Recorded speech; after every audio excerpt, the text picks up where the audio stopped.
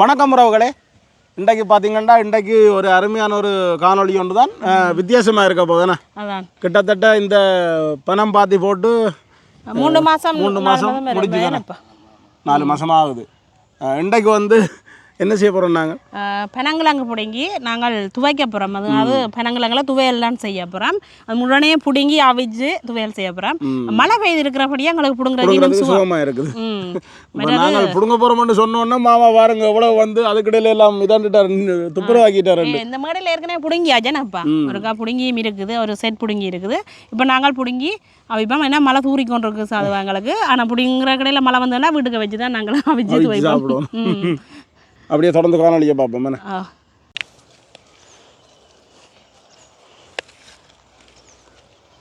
இந்த பனங்கிழங்கு பாத்தி போடுறது கொஞ்சம் மணல் தரையால் தான் நல்ல சாஃப்டான தரையாண்டா உங்களுக்கு பிடுங்குறதுக்குன்னு சொல்லுவாங்க. கிழங்கு விழுகிறதும் நல்ல பெரிய கிழங்காகவும் விழுமே நம்ம.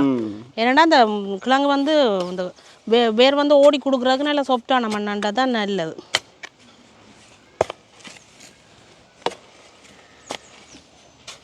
ஆனால் இது வந்து எங்கட பனங்கிழங்கு தான். ஆனால் கொஞ்சம் இது சின்ன விதை அதான், சின்ன கிழங்காக தான் இருக்குமே. நம்ம இது கிழங்கு முத்திட்டு தான் கொஞ்சம் கிழங்கு சின்னனாக இருக்கும். சில கிழங்கு பெரிய கிழங்காகவும் இருக்கிறது இல்லை.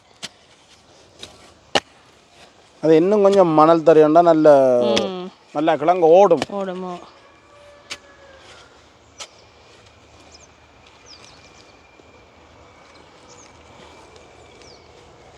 இந்த பனங்கிழங்கு உண்மையிலேயே ஒரு இனியிலிருந்து ஒரு மருத்துவம் கூடுதலாக இந்த சமீபாட்டு பிரச்சனைகள், வயிற்று பிரச்சனைகளுக்கு சொன்ன சாமான் உண்மையிலேயே தானே.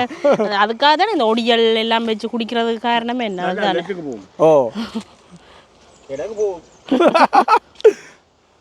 இந்த வயிறு வந்து தூய்மைப்படுத்தும் உண்மையிலேயுமே. அதை விட இந்த மாரி நேரங்கள் எல்லாம் இந்த ஒடியல் இருந்தாலே காடும், பொழுது போகும். அதான் பனங்கிழங்கு வந்து சீசன். ஆனால் ஒடியலோ புழுக்கொடியலோ வந்து எந்த காலமும் வச்சு சாப்பிட்டு கொள்ளலாமே. என்னடா இதை காய பண்ணி இதை நாங்கள் அவிச்சு போட்டு காய பண்ணி எடுத்து வச்சா அது புழுக்கொடியல். பச்சையாக காய பண்ணி நாங்கள் மாவா திரிச்சு வச்சா அது ஒடியல்னு சொல்லுவோம். ஆனால் அந்த 2-3 பேர் அந்த விளக்கம் கேட்டிருந்தார். இந்த கிழங்கையே நாங்கள் அவிச்சு போட்டு கிழிச்சு போட்டு காய விடுறது. காய வச்சு எடுத்தால் அது புழுக்கொடியல். அது சும்மாவே நாங்கள் சும்மா இருக்கிற நேமெல்லாம் சப்பி கொள்ளலாம், சும்மா எடுத்து சாப்பிட்டு கொள்ளலாம். அதை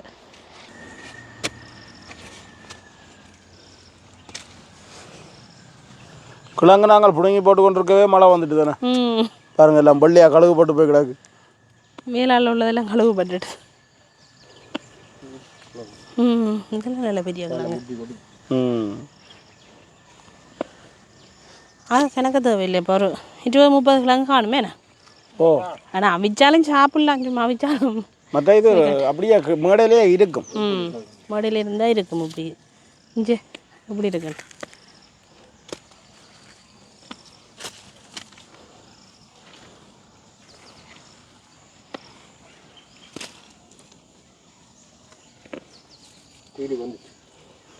இது பீலி வந்துட்டு, இது வந்து முளை வந்துட்டு தானே எடுக்கலாம். வந்துட்டு பாருங்க, வந்துட்டு ஒரு பனை மரத்தை பிடிங்கி எறிஞ்சு ஓட்டிங்களே. உண்மையிலே இந்த ஒரு கிழங்கு சாப்பிட்டா அது ஒரு மரம் சாப்பிட்றேன்ட்டு அர்த்தம். அதை விட என்னென்றால் இப்போ கிழங்க பார்க்கக்குள்ளே எங்களுக்கு தெரியாது, இப்படி இலியோட பார்க்கக்குள்ள கவலையாக இருக்கும் பாருங்க. அப்படி இருக்கு. நாங்கள் எல்லாத்தையும் உண்டா சூப்பராக்கும்.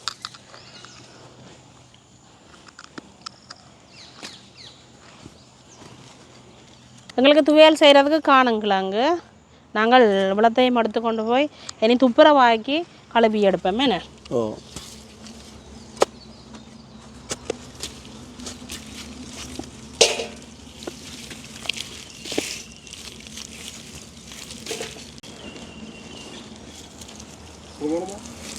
காணும் கணக்கா கூட பிடுங்கி ஒன்றும் செய்யலாது.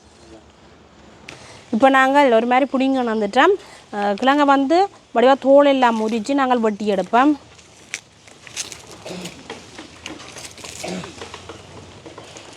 நார்மலாக தோல் உரிக்கவே எங்களுக்கு அப்படியே சூப்பராக ஆகிடும். பாருங்க அப்படி இருக்கு.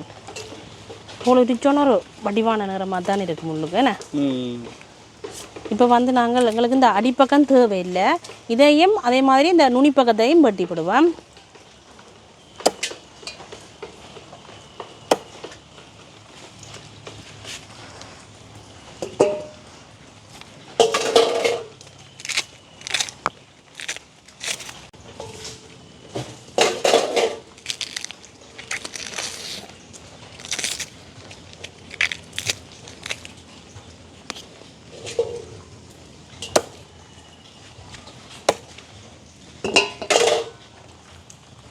ஆனால் அந்த கிழங்குறிச்சி வெட்டுறது வந்து நல்ல ஒரு ஈஸியான வேலை.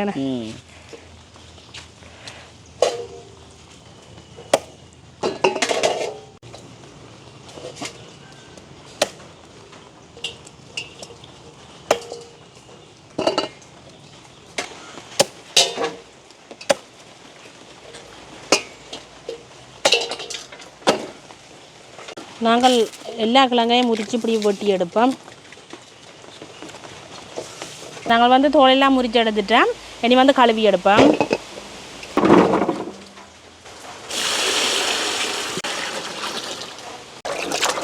முடிய நல்ல வடிவாக கழுவுவோம். நாங்கள் இதில் பெரிய அளவில் ஊற்றியாண்டு வராது. ஏன்னா அந்த தோலுக்குள்ளே இருக்கிறது தானே.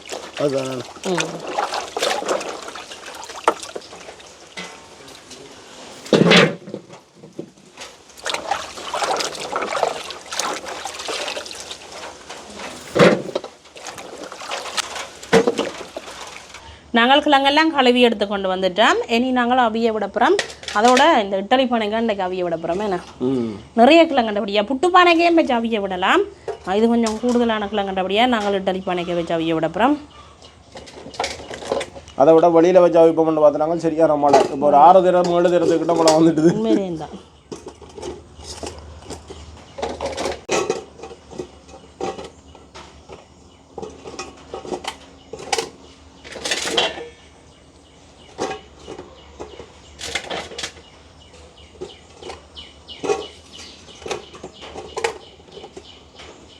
இப்போ நாங்கள் இந்த கிழங்கு அவியறதுக்கு தேவையான அளவு தண்ணி விட போகிறோம். இந்த கிழங்கு இந்த மட்டத்தோடு தண்ணி விட்டால் காணும் எங்களுக்கு.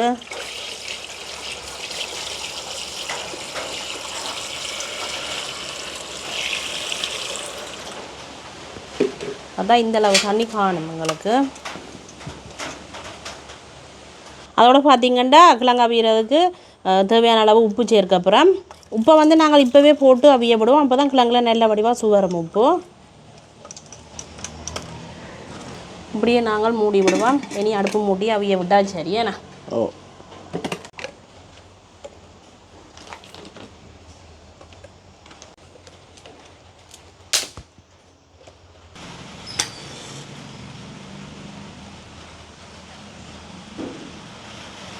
அடுப்புங்களுக்கு எரிய தொடங்கிட்டது. நாங்கள் கிழங்கு அவிய விடுவோம்.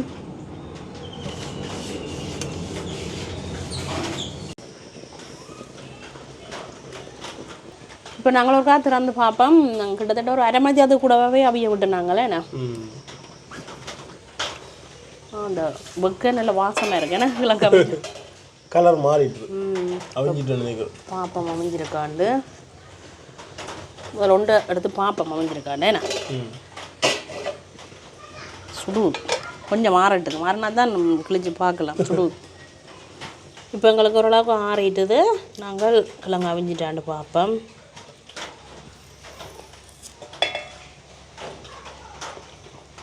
ஆனால் அந்த இது பீலியன்னு சொல்கிறது என்ன இது குருத்து.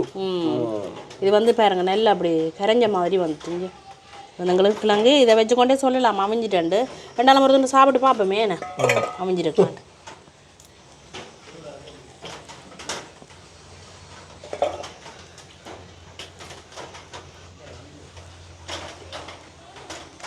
கிழங்கு அமைஞ்சிட்டு மற்ற உப்பும் காணும். போய்க்குதேண்ணே சரியா போய்க்கு நுழம்புக்கு நல்லா தானே. கிழங்கு வந்து மரவள்ளி கிழங்கு மாதிரி மாவா வராது. அதுதானே இது எப்படி இருக்கும்? இல்லை இல்லை அவிஞ்சிட்டு நல்லா இருக்கும்.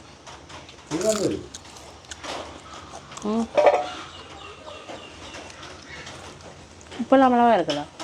நல்ல மாப்பிடிப்பான கிழங்கு.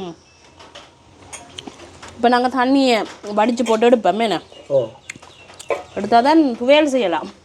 இங்கே ஒரு நாள் பார்த்து கொண்டு இருக்கு. அதோட நாங்கள் இப்படியே இறக்கி போட்டு தண்ணியை வடித்து எடுப்போமே.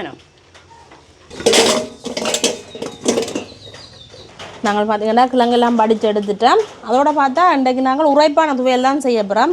இனிப்பான துவையலும் செய்து கொள்ளலாம். இன்றைக்கு நாங்கள் உரைப்பான துவையல் செய்ய போகிறோம். என்னென்ன பொருள் எடுத்துருக்கிறோம்னா மிளகு எடுத்துருக்கிறோம். அதே சமயத்தில் சின்ன வெங்காயம் எடுத்து வச்சுருக்கு, பச்சை மிளகாய், அதோட தேங்காய்ப்பு கொஞ்சமாக திருவி எடுத்து வச்சுருக்கு. நாங்கள் அதுக்கு பிறகு பார்த்திங்கன்னா இப்போ இந்த கிழங்குன்ற தோல் எல்லாத்துக்கும் நேரன்னு சொல்லுவோம் என்ன தும்பு நேரம் அப்படின்னு சொல்லி கொள்ளுவோம். இதை வந்து உரிச்செடுக்க அப்புறம்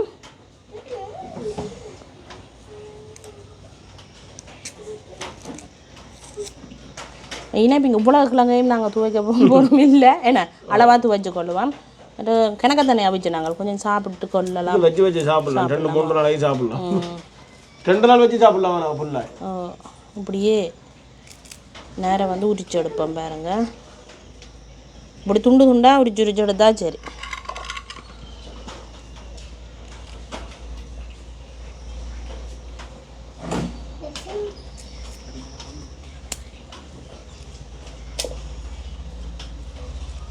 பெரும்பாலும் தும்புகள் எல்லாம் வராமலை குறிச்செடுக்கணும்.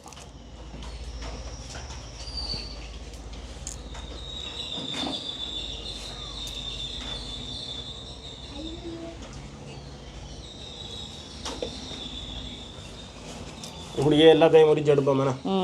அப்பா சொன்னவர் இப்படி உரிச்சா தான் அந்த பாடா வருமானு சொல்லி இப்படி உரிச்செடுத்தா திருப்பி உரிக்க தேவையில்லையா.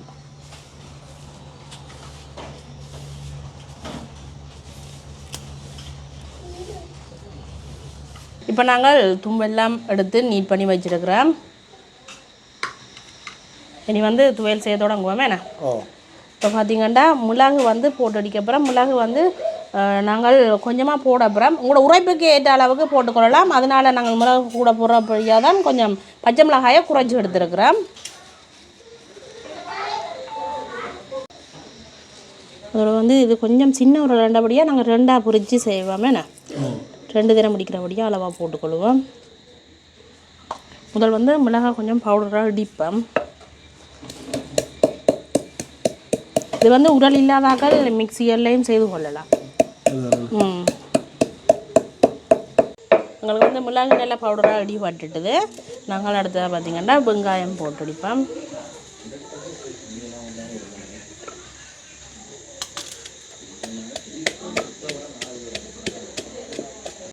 வெங்காயம் எங்களுக்கு இடிபட்டது காணும். நாங்கள் அதோட பச்சை மிளகாயை முடிச்சுக்கொள்வோம். பச்சை மிளகாய் அடிக்க தான் கவனமாக இருக்கணும், தெரிச்சிடுமே. ஆனால் இந்த பச்சை மிளகாய் பதில் நீங்கள் செத்தல் மிளகாய் விரும்பினா செத்தல் மிளகாய் போட்டு அடிச்சுக்கொள்ளலாம்.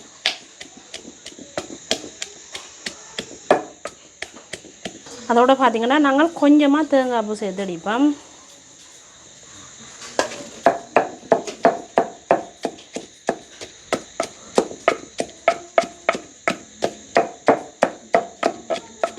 உங்களுக்கு வந்து தேங்காய் பூவும் முடி பட்டுட்டுது. இப்போ நேரெல்லாம் எடுத்து வச்சுருக்கிற கிழங்கை நாங்கள் போட்டு அடிப்போம்.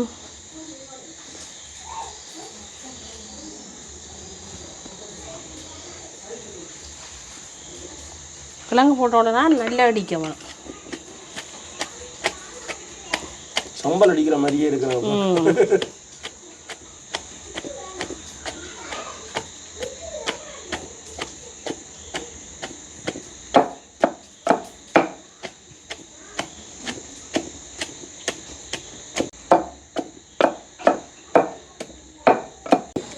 இப்போ பார்த்தீங்கன்னா எங்களுக்கு நல்லா இடிபட்டுட்டுது.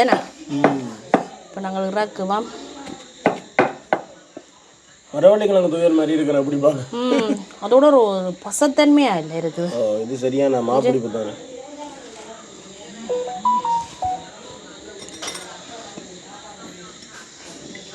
முழுகவே இல்லை பார்த்தீங்கன்னா.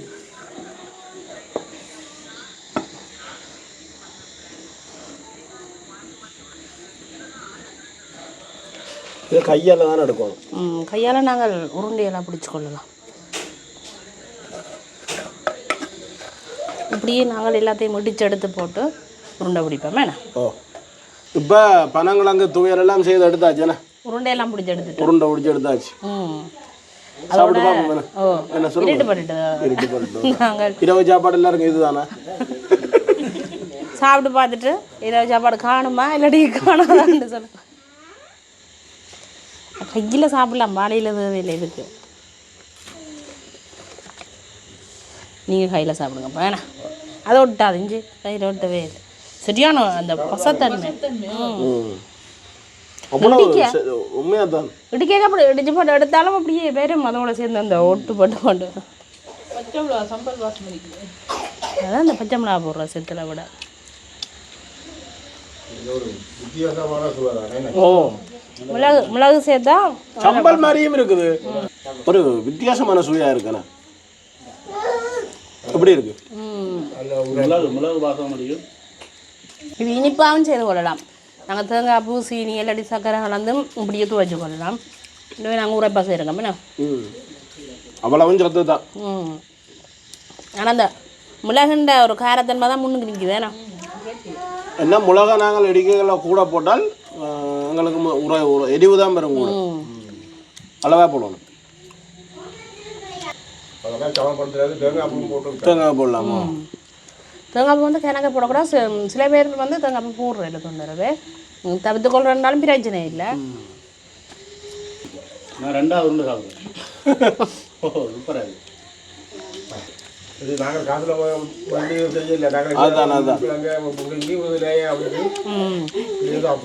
இலவசமான சத்தான உணவு ஒன்று சொல்லணும். உண்மையிலேயே பார்த்தீங்கன்னா இன்றைக்கு ஒரு வித்தியாசமான ஒரு பாரம்பரிய துவையல்னு தான் சொல்லணும். ஏன்னா இதை யாருமே மறக்கிறாது, இந்த பனங்கிழங்கையும் பனமரத்தையும்.